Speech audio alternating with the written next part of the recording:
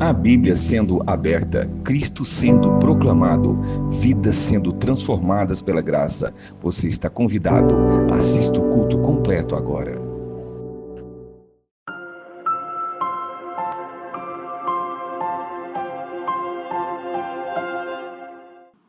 Senhor, nós te pedimos para que agora, nesse momento, o Senhor fale conosco, Pai. Nos conduza a Tua verdade, traga a luz e o alimento do Senhor para os nossos corações, para as nossas vidas. Instrui-nos, Santo Deus, chama-nos e abençoa-nos. Em o nome santo do Senhor Jesus. Amém. Lucas 2, versículo 21. Aqui a palavra do Senhor nos diz assim: completando-se os 8 dias para a circuncisão do menino, foi-lhe posto o nome de Jesus, o qual lhe tinha sido dado pelo anjo antes de ele nascer. Completando-se o tempo da purificação deles, de acordo com a lei de Moisés, José e Maria o levaram a Jerusalém para apresentá-lo ao Senhor, como está escrito na lei do Senhor. Todo primogênito do sexo masculino será consagrado ao Senhor. Êxodo 13. E para oferecer um sacrifício, de acordo com o que diz a lei do Senhor, 2 rolinhas ou 2 pombinhos. Levítico 12. Havia em Jerusalém, versículo 25, um homem chamado Simeão, que era justo e piedoso e que esperava a consolação de Israel. E o Espírito Santo estava sobre ele. Fora-lhe revelado pelo Espírito Santo que ele não morreria antes de ver o Cristo do Senhor. Movido pelo Espírito, ele foi ao templo.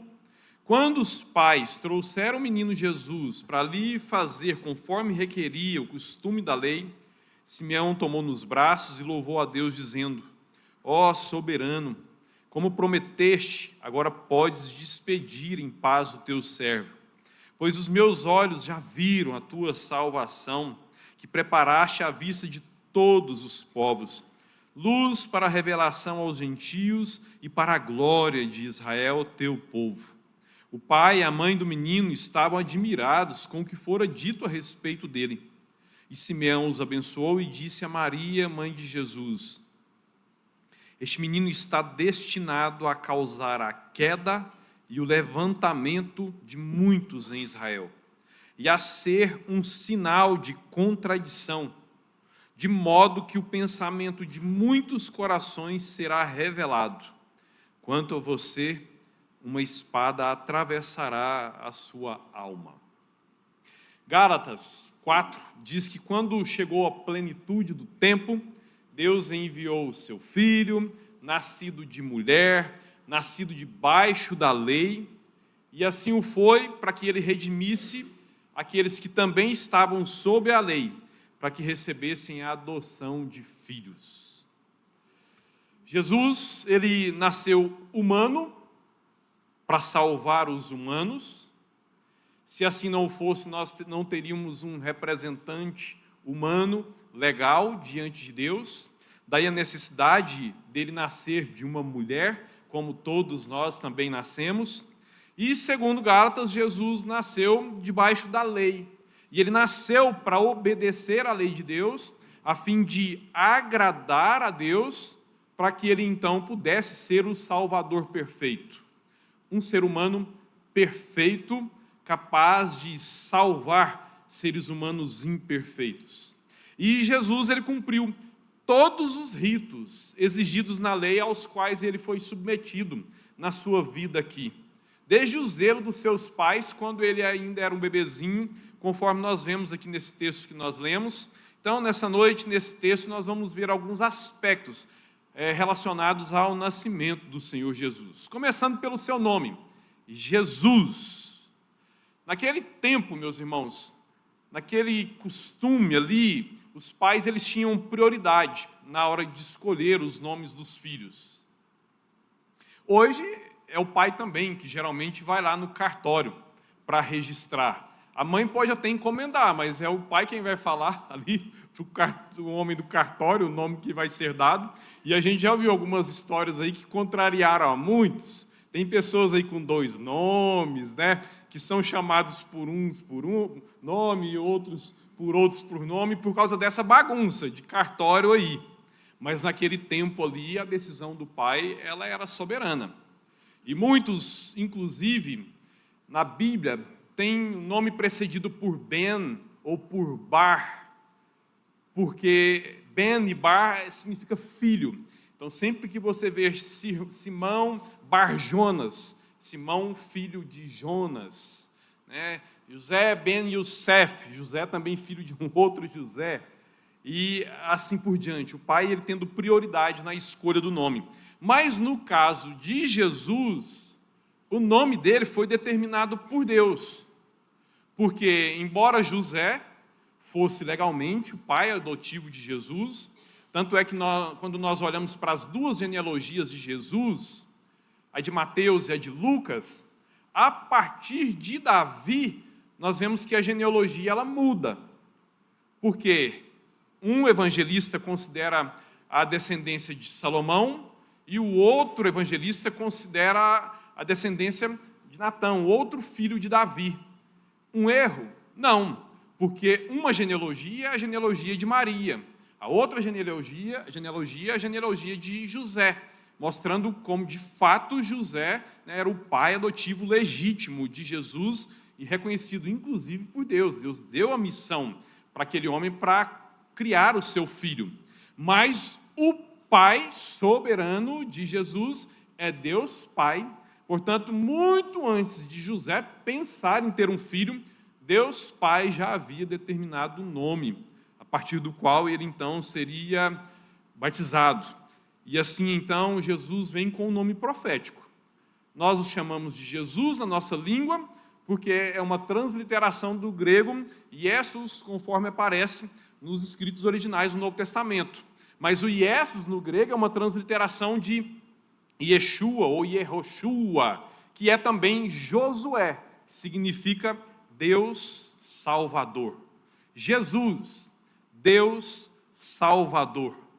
Lá em Gênesis 17, Deus ele havia exigido a circuncisão de todos os filhos homens em Israel. E, conforme Deus havia determinado, ao 8º dia, os meninos deveriam ser então circuncidados. E os pais de Jesus obedeceram à lei. Mesmo quando ele próprio não tinha o poder de decisão e de condução da sua vida, os seus pais honraram a Deus, cuidando para que aquele menino, nascido de mulher, nascido sob a lei, cumprisse rigorosamente os preceitos da lei aos quais ele fosse exposto. E assim, então, Jesus, com 8 dias de vida, foi circuncidado, e aquela era a marca visível, a marca física da inserção de um homem na história do povo de Deus, na família de Deus, uma marca da filiação ao Todo-Poderoso, e Jesus foi submetido a esse rito também ao 8º dia. Mas aqui, nesse texto, nós estamos no dia 40 de Jesus. Jesus ele está com 40 dias, um bebezinho com um pouco mais de um mês, um bebezinho de 40 dias. E aqui José e Maria estão levando Jesus lá no templo. E eles estavam ali não para passear, mas eles estavam ali também para cumprir 2 exigências legais. Eles estavam ali para que a mãe, Maria, fosse purificada do parto e Jesus fosse apresentado. Lá em Levítico 12, nós temos a lei da purificação da mãe.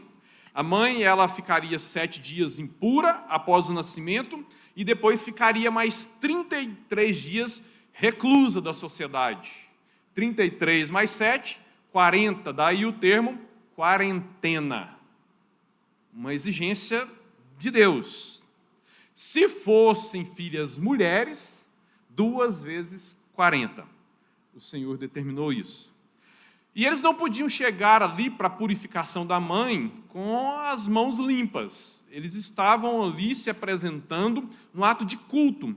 E para a purificação, eles tinham que levar uma oferta normal. A de ou um cordeiro de 1 ano mais um pombinho ou uma rolinha, no caso de pessoas que tivessem melhor condições financeiras. E no caso dos pobres, eles estavam liberados de levar um cordeiro, porque era caro, mas eles tinham que levar 2 pombinhos ou 2 rolinhas. E aqui no texto nós vemos Maria levando a oferta dos pobres, 2 passarinhos, porque embora eles não fossem miseráveis, eles também não eram ricos, e lembre-se, eles já estavam um tempo fora de casa. Nazaré da Galileia estava longe, há tempos eles tinham deixado lá, Maria veio gravidíssima para o censo, ordenado pelo imperador. E aconteceu de ali Jesus nascer, certamente os recursos deles, ali ao longo daqueles 40 dias, já estavam escassos, por isso a oferta dos pobres.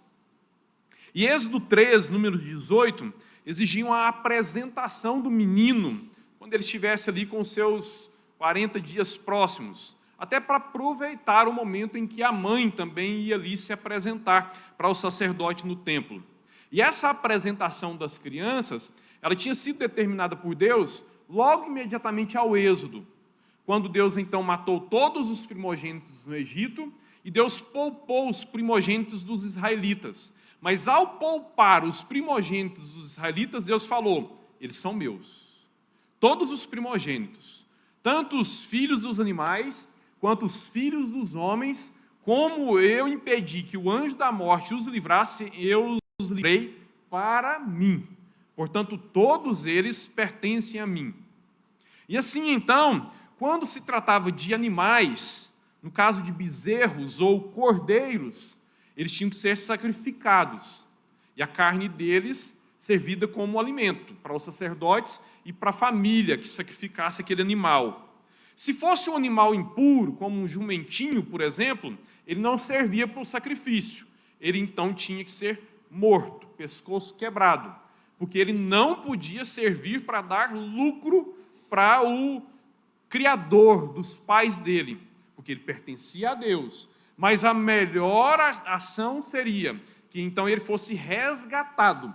Eu então dava um cordeirinho em sacrifício a Deus, para eu então poder usar aquele jumentinho ali na minha fazenda. E se fossem crianças, eles tinham que ser resgatados com 12 gramas de prata.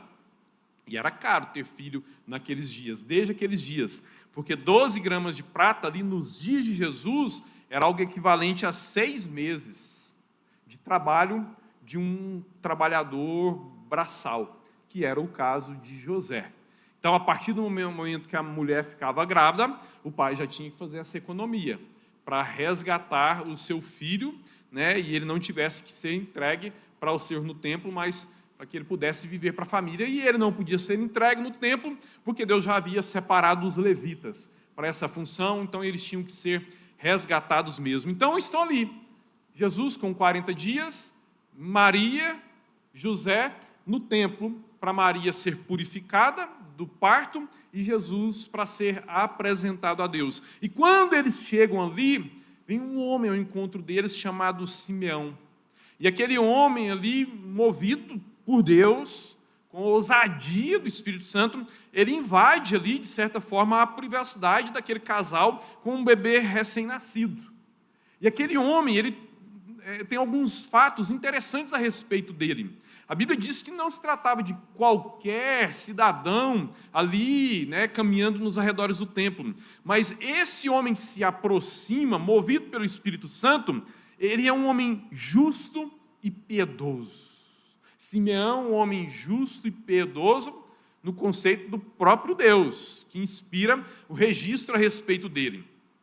Justo aqui significa dizer que ele era justo perante os homens, um homem honesto, um homem íntegro, um homem reto.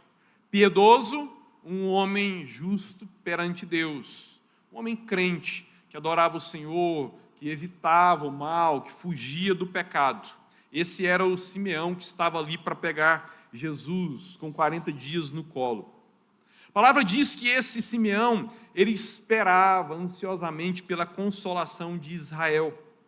Isso é interessante porque o colocava em posição de destaque até mesmo sobre muitos sacerdotes.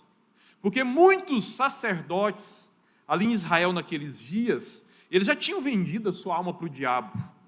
Porque como eles conseguiam manter o povo calminho, e assim então eles aplacavam rebeliões as possíveis rebeliões de judeus contra o Império Romano, eles eram muito favorecidos politicamente, economicamente, pelos próprios romanos.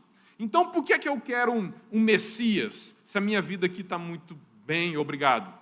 Por que eu quero que venha então o Messias reinar, quando eu próprio, sumo sacerdote, quando eu próprio, sacerdote, quando eu próprio, levita, tenho o meu reino aqui sobre os homens, para estragar essa estrutura de poder que eu construí? Então, em nada mais, muitos deles esperavam pela vinda do Messias, em nada, muitos deles esperavam pela consolação de Israel, que sofram os pobres. Nós estamos muito bem aqui, eu tenho a chave do templo, onde os tesouros são trazidos de lugares longínquos pelos judeus. E eu estou aqui, sumo sacerdote riquíssimo, sacerdote abastado. Então eles não esperavam mais por essa consolação divina de Israel. O Simeão esperava. Ele acreditava que Deus não havia abandonado o seu povo. Aquele povo sofrido e oprimido pelo Império Romano, Simeão sabia: Deus não nos abandonou, nós voltaremos a ver ainda a glória de Deus sobre Israel. Ele tinha certeza que em momento oportuno Deus viria para salvar o seu povo. E o Espírito Santo, diz o texto, estava sobre ele. Ele era alguém controlado pelo poder de Deus. E era isso mesmo que dava a condição para que Simeão aguardasse confiantemente pela restauração de Israel. Porque somente alguém que tem sua vida governada pelo Espírito Santo tem a capacidade de não amar o presente século, mas colocar o seu coração nos tesouros eternos. Se você não anseia mais pela volta de Jesus, se isso não enche seu coração, se você não anseia mais pelo céu do que por essa terra, se você tem coragem de gastar a sua vida aqui, se matando para acumular os tesouros que os ladrões roubam, que as traças corroem, você está muito vazio do Espírito Santo. Há muito você perdeu o governo do Espírito Santo sobre a sua vida. Há muito você é um mero religioso. Talvez até verdadeiramente filho de Deus, mas há muito apagou a chama do Espírito Santo. Então, eis aí um chamado para o arrependimento. Não viva assim, amando o presente século. Não viva assim, sem esperança, sem desejo, sem anseio pelo retorno do Senhor. Não viva assim, queimando a sua vida aqui para acumular tesouros onde os ladrões podem roubar. Mas arrependa-se, invoque o Senhor: Senhor, tem misericórdia de mim, restaura a presença do Senhor na minha vida, restaura a presença do Teu Espírito em mim, restaura em mim a alegria da Tua salvação, para que eu, ainda que vivendo, trabalhando aqui, ganhando dinheiro, construindo e conduzindo os meus negócios aqui, eu não ame jamais essas coisas mais do que o Senhor, para que essas coisas jamais roubem o brilho da alegria da Tua salvação na minha vida. E essa é uma oração urgente. Senhor, torna-me como Simeão, alguém cheio de esperanças, alguém que acredita na vinda do Senhor e transforma em alguém que deseja, que anseia com todas as forças o reino do Senhor. E para Simeão foi revelado que ele não morreria sem ver o ungido de Deus. E assim então ele foi guiado pelo Espírito de Deus para um encontro com Jesus, como aconteceu também com todos os que creem em Jesus. Por isso, meu irmão, a esperança para todos nós, no próprio Senhor Jesus. Se você crê no Senhor Jesus, se Ele é o seu Senhor e seu Salvador, fica encantado com o fato de o Espírito Santo conduzir Simeão, mas isso já aconteceu com você uma vez. Foi o próprio Espírito Santo que também te conduziu para esse encontro com Jesus. Então, essa chama da vida eterna, ela já foi acesa em você. Ela só precisa ser vivificada. Ela só precisa ser alimentada. E o Espírito Santo de Deus é o maior interessado em nos tornarem pessoas cheias dele, em pessoas alegres com ele, em pessoas satisfeitas nele. Ore por isso. Arrependa-se. Invoque o Senhor para isso. O Simeão, meus irmãos, ele teve a alegria de pegar Jesus nos seus braços. O anseio da vida daquele homem era ver o Cristo. Deus havia prometido para ele que ele não morreria aqui nesta vida sem ver o ungido do Senhor. E ele, confiando em Deus, ele sabia que aquilo aconteceria ainda nesta vida. E eis ali em Simeão, vendo essa promessa de Deus se concretizando naquele momento. Ele está ali com Jesus, recém-nascido, nos seus braços, cumprindo assim, então, aquela promessa de Deus para ele. E ao ver Jesus, ao ter um encontro real com o Senhor Jesus, Simeão sabia que podia morrer. E ele próprio é quem declara isso. E justamente pelo fato de ele dizer que está pronto para a morte, muitos chamam Simeão de o velho Simeão. Mas a Bíblia nada diz a respeito disso, nada nos é dito sobre a idade dele. Só nos é dito que ele estava pronto para morrer, por isso muitos interpretam que ele já era um idoso. Mas não é possível saber. O texto ensina é que, pelo fato de Simeão, independentemente da sua idade, ter se encontrado com Jesus, aquele homem estava muito bem resolvido com a vida e com a morte. Encontros reais com Jesus, e somente encontros reais com Jesus nos tornam em pessoas muito bem resolvidas com a vida e com a morte. Você está pronto para morrer? Nós fazemos muitos planos para viver. Quando eu crescer, eu quero ser isso ou aquilo. Quase nunca deu certo. Mas não conta para eles. Deixa eles crescendo, sonhando. Um dia como nós, eles também vão descobrir que a vida não funciona assim. Eu quero me casar, eu quero ter filhos, eu quero investir na carreira tal. E aí, quando eu for velho, eu quero ter uma boa reserva para ter uma velhice sossegada. Fazemos muitos, vivemos fazendo planos para viver, mas nós quase não fazemos planos para morrer. Eu não estou falando sobre plano funerário, não. Já falei para vocês que a postura mais sábia sobre plano funerário é a do meu pai. Pai, o senhor já está com mais de 70, precisa fazer um plano funerário. A resposta dele eu já compartilhei. Vocês não se prepararam para nascer? Eu trouxe vocês 3 para a vida? Não é possível que vocês 3 não dão conta de resolver isso comigo depois. Problema de vocês. O nascimento de vocês foi problema meu, a minha morte é problema de vocês 3. Problema de vocês. Está corretíssimo. Corretíssimo. Mas nós precisamos estar preparados para a morte e, inclusive, se de fato estamos em Cristo, precisamos estar sempre muito bem resolvidos, tanto com a vida quanto com a morte. Estou dizendo que ninguém aqui precisa desejar intensamente a morte imediata. O tempo dela para nós é do Senhor. Foi Ele quem escreveu e determinou cada um dos nossos dias, quando nenhum deles havia ainda, quando Ele nos formava no ventre das nossas mães. Os nossos dias, eles estão escritos e determinados pelo Senhor, que nos deu e sustenta as nossas vidas. Mas alguém que tem Cristo não deveria se desesperar diante dessa realidade.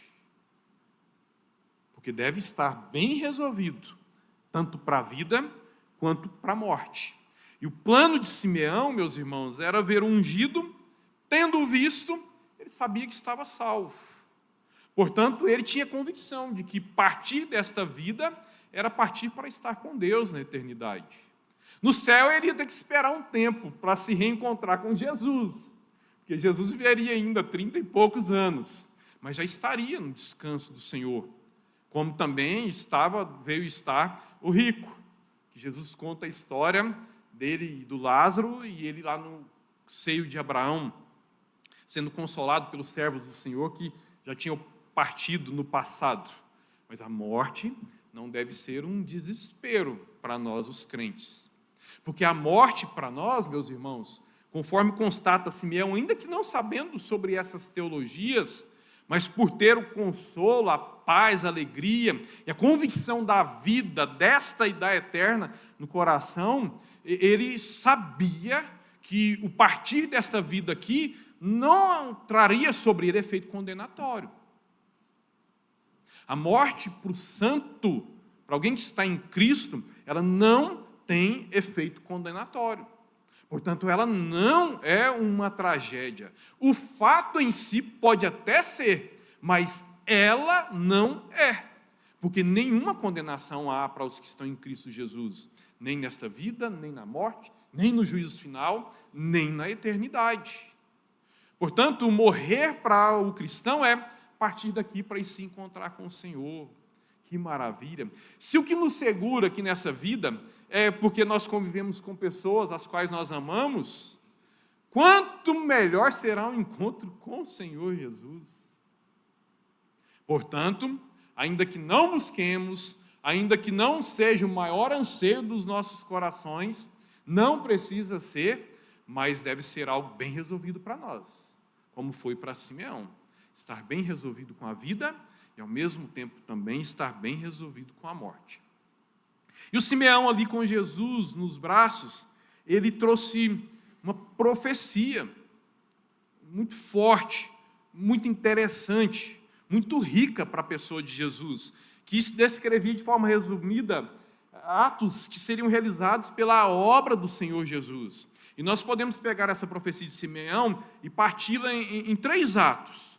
Simeão diz que Jesus, ele causaria queda e edificação. Que absurdo, Jesus causando queda! Totalmente contraditório com a teologia do amor dos nossos dias, né? Na teologia do amor dos nossos dias, não se fala sobre a ira de Deus, sobre a justiça divina, sobre a disciplina do Senhor sobre os seus filhos. Não cabe em muitos púlpitos somente o fato de que Deus é amoroso, misericordioso, mas que Ele disciplina os filhos a quem Ele ama, não pode ser dito isso. Então, Jesus trazendo queda, Jesus causando queda, sim. Simeão diz que Jesus causaria queda e edificação. Jesus seria um sinal de contradição, e Ele revelaria o íntimo dos corações. Meus irmãos, o Simeão que esperava a salvação dele e de seu povo, ele sabia, convicto, que a salvação viria somente por meio de Cristo. E ele sabia que aquilo custaria um preço muito alto. Tanto é que, depois de dar profecias para Jesus, ele se vira para a mãe de Jesus. E depois de ter falado sobre Jesus, ele se volta para a mãe e diz: quanto a você, mãe, uma espada vai traspassar o seu peito. Anunciando ali que a morte de Jesus traria no momento dor para aqueles a quem ele amava. Seria uma morte dolorida, seria uma morte sofrida. E assim, então, para Maria, o Simeão profetizou o sacrifício de Jesus. A salvação, meus irmãos, ela é pela graça, mas ela não é de graça. Por isso é que, obrigatoriamente, conforme o Senhor Jesus instituiu, nós ceiamos regularmente.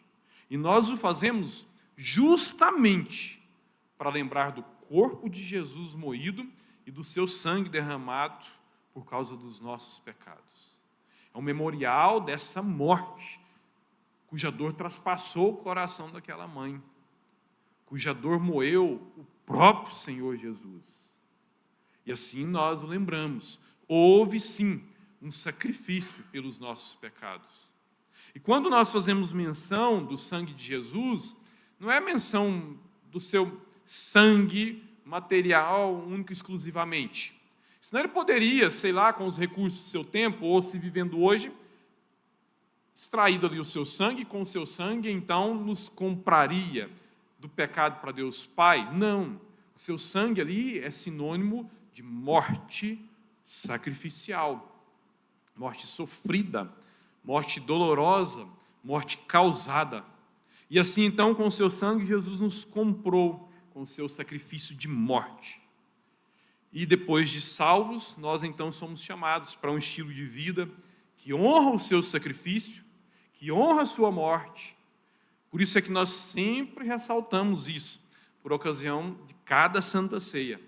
Mas nós fazemos isso não para pagar pela salvação, porque sim, ela é pela graça, mas por gratidão e honra, como nós devemos fazer com todo presente que nós recebemos. Nós honramos, obrigado, estou muito feliz. Senhor Jesus, obrigado pela salvação.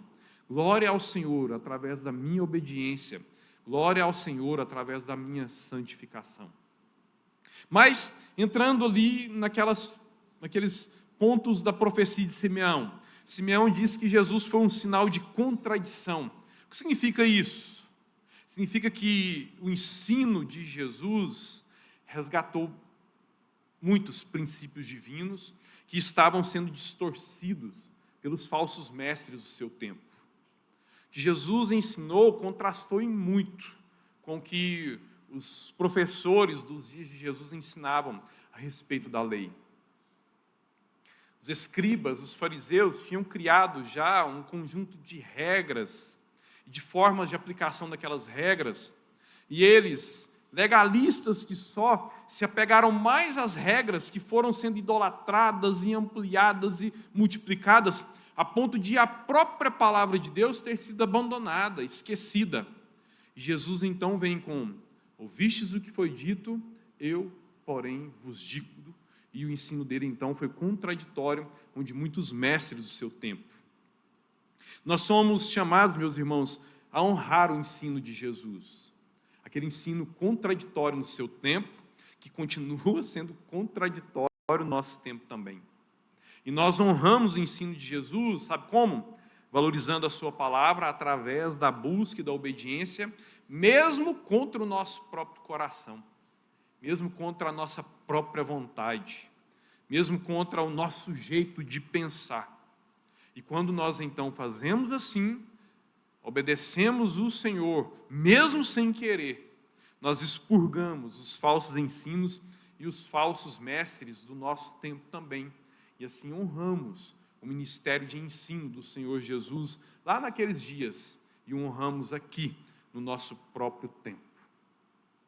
Jesus ele foi um sinal de contradição porque muitos que diziam adorar a Deus rejeitaram Jesus, o Filho de Deus enviado por Deus.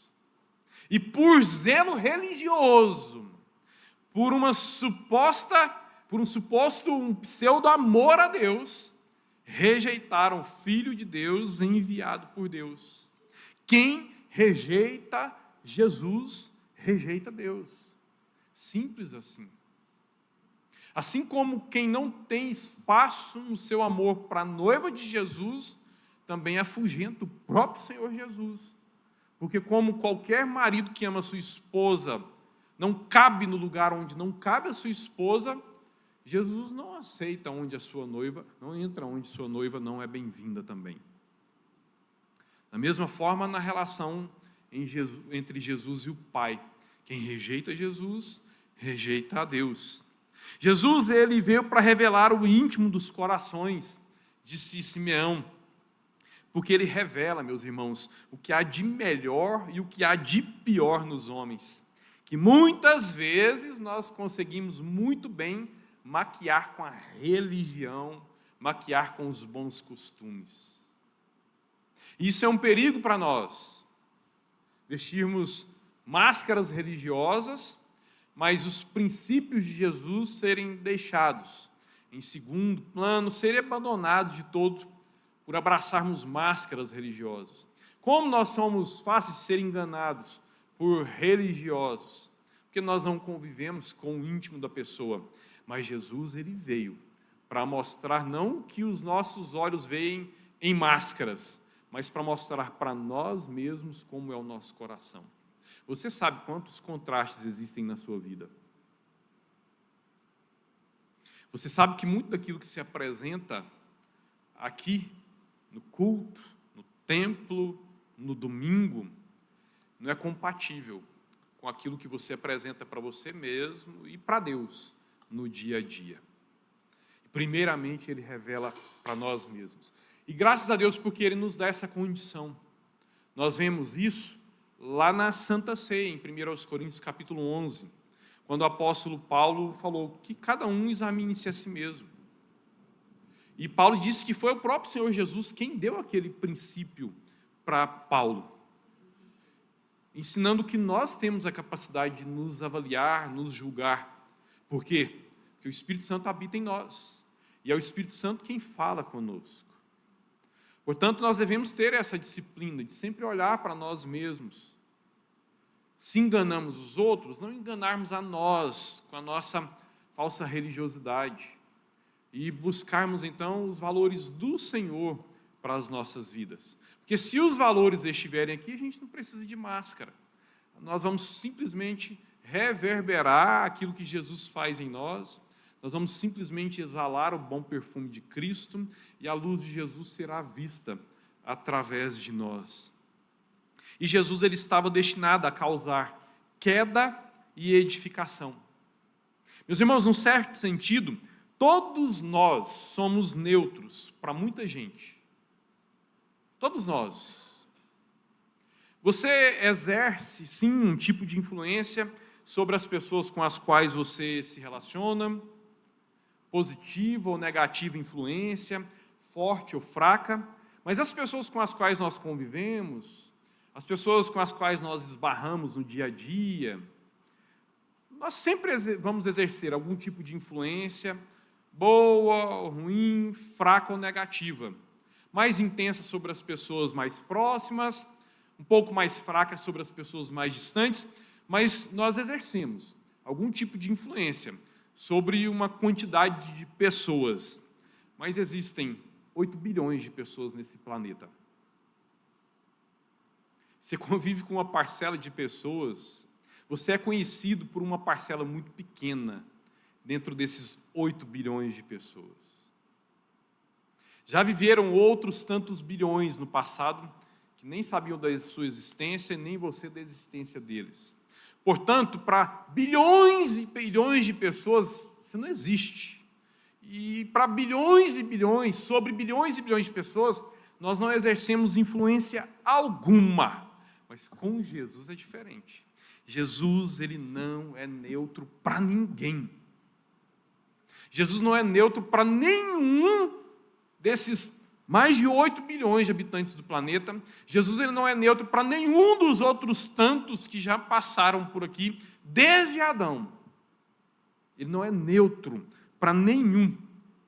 E é a relação de cada ser humano com Jesus que determina o presente e o futuro nosso.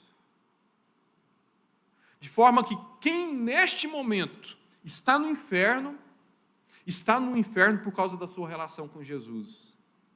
De forma que, do outro lado, o agradável, quem neste momento está no céu por causa da sua relação com Jesus.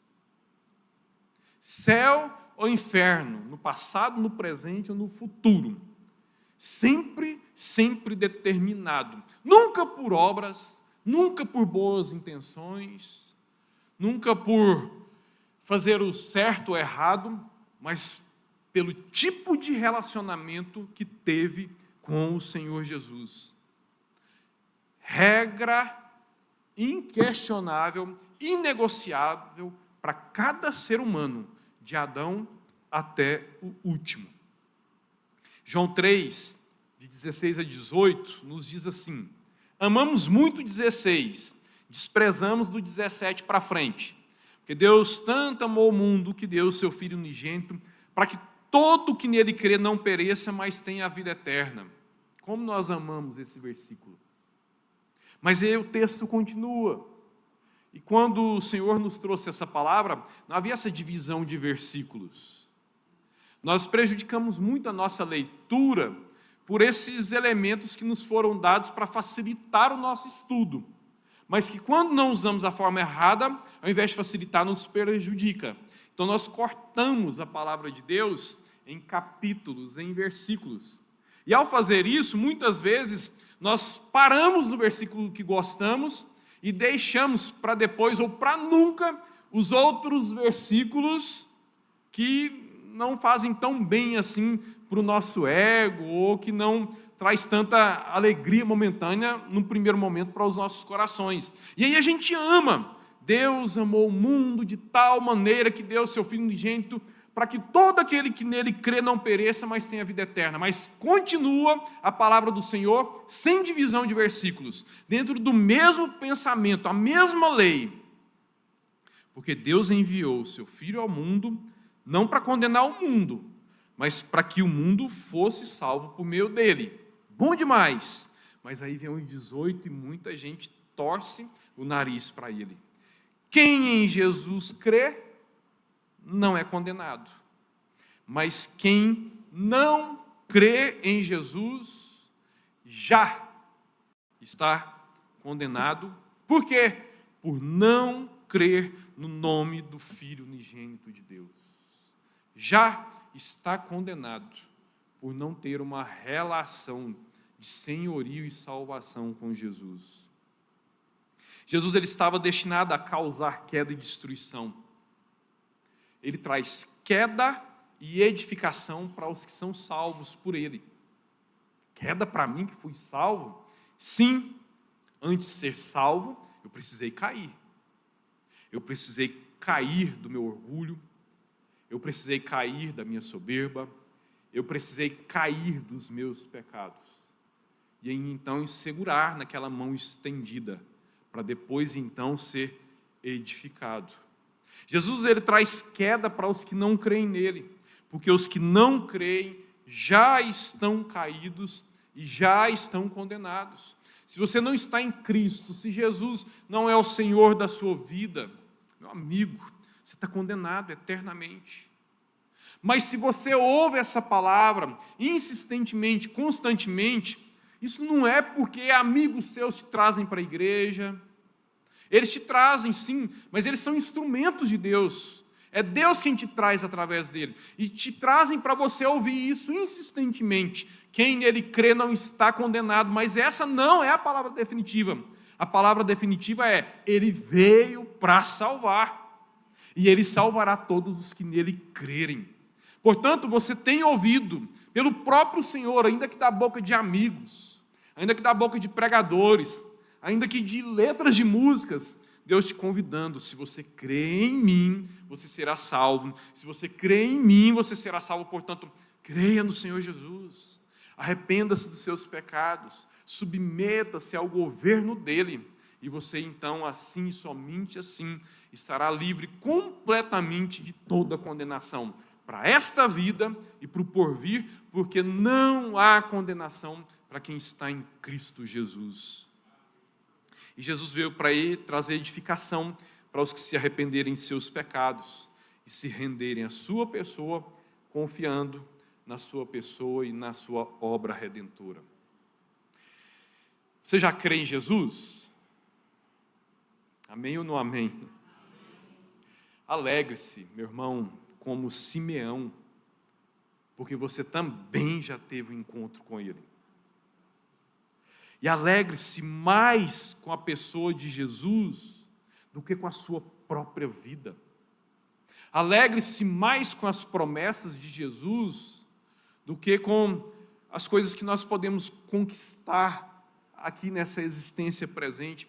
Alegre-se mais com o céu prometido por Jesus, que é certo que Ele trará para nós, do que com essa aposentadoria tão confortável na velhice, que se vier vai ser muito bom, mas de nada adiantará ter uma extraordinária vida aqui, com a melhor das aposentadorias, se no final disso você for para o inferno, e lá não haverá aposentadoria, nunca, jamais. Portanto, alegre-se mais com a pessoa de Jesus, como Simeão, do que com a sua própria vida, a ponto de você já se sentir pronto a deixar esta vida para se encontrar com o seu Senhor e Salvador. Resolva-se em Jesus com esta vida, mas em Jesus resolva-se também com a morte, porque nele é partir para o descanso, para se encontrar com o Redentor. E glória a Deus porque o Salvador já veio e está à nossa disposição para nos salvar e para abençoar as nossas vidas. Vamos orar? Ore a Deus. Não sei quais partes o Espírito Santo ressaltou em seu coração, mas é sobre elas que você precisa orar agora.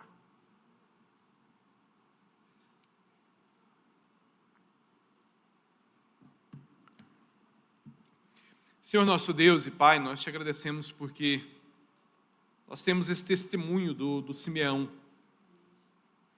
aquele homem a quem o Senhor prometeu que veria o ungido do Senhor antes da morte. E ele é um testemunho de que o Senhor cumpre as suas promessas, Santo Deus. Senhor Jesus, o Senhor esteve nos braços de Simeão. Glória ao Senhor por isso. Mas nós também, Senhor Jesus, os nossos corações são braços estendidos, berços, colos, que também acolheram o Senhor. Por isso, obrigado pela salvação, obrigado por esse encontro com o Senhor. Mas, Santo Deus, nós na jornada dessa vida aqui, muitas vezes perdemos a alegria da salvação, perdemos o primeiro amor.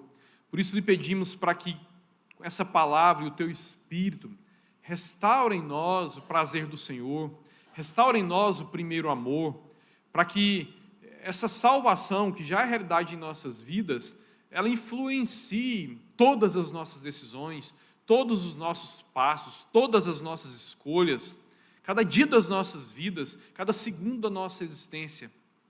E torna-nos assim, então, Santo Deus, muito bem resolvidos com essa vida e da mesma forma, muito bem resolvidos com a morte. E aqueles que porventura ainda não te conhecem, Senhor Jesus, assim como o Senhor nos resgatou, resgate a estes também, para que experimentem a alegria do Senhor, a alegria eterna. Em Teu nome, Senhor Jesus, é que nós oramos assim gratos. Amém.